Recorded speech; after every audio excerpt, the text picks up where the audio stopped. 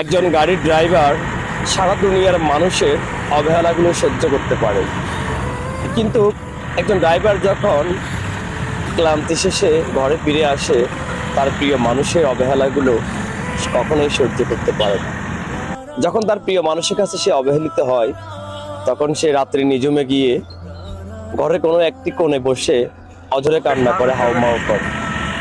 হ্যাঁ ভাই, এটি একজন ড্রাইভারের জীবনের গল্প।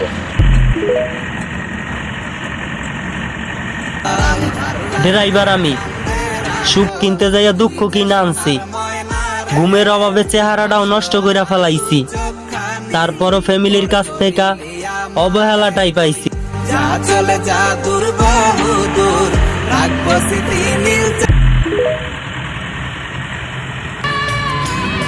আমি স্বার্থপর নই, আমি আস্তে আস্তে তাদের কাছ থেকে দূরে সরে যাই যাদের কাছে আমার কোনো মূল্য নাই।